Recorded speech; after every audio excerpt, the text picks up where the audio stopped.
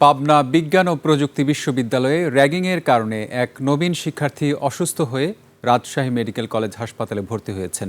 এই ঘটনায় ৩ সদস্যের তদন্ত কমিটি গঠন করেছে বিশ্ববিদ্যালয় প্রশাসন।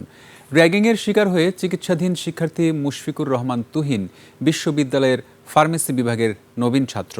গেল ২১ জুলাই পাবনা শহরের একটি মেসে বিভাগের ১৭ ব্যাচের কয়েকজন শিক্ষার্থী তুহিনকে ডেকে নিয়ে মানসিকভাবে হেনস্থা ও গালাগাল করে। এক পর্যায়ে অসুস্থ হয়ে পড়লে তাকে পাবনা সদর হাসপাতালে নেওয়া হয়। পরে উন্নত চিকিৎসার জন্য রাজশাহী মেডিকেল কলেজ হাসপাতালে পাঠানো হয়।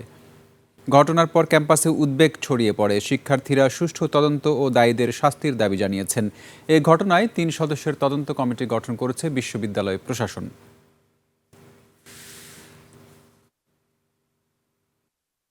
জুনিয়ররা অনেক দূর দূরান্ত থেকে বাংলাদেশের বিভিন্ন প্রান্ত থেকে আসে, কিন্তু এখানে এসে এই কালচার বা আচরণ শেখানোর নাম করে তাদের বিভিন্নভাবে রুমে ডেকে হয়রানি করা হয়। নবীন শিক্ষার্থীদেরকে যদি র্যাগিংয়ের শিকার করা হয় এবং র্যাগিংয়ের নামে রীতিমতো নির্যাতন করা হয়, তাহলে আমাদের বিশ্ববিদ্যালয়ের একটা নেতিবাচক ফেস তৈরি হবে।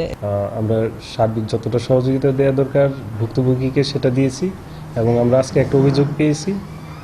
বিশ্ববিদ্যালয়ের প্রশাসন সংশ্লিষ্ট একটা তদন্ত কমিটি করে দিয়েছেন এবং দ্রুত সময়ের ভেতরেই বিশ্ববিদ্যালয়ের বিধি মোতাবেক যে শাস্তির ব্যবস্থা করা দরকার বিশ্ববিদ্যালয় প্রশাসন সেটা ব্যবস্থা করবে।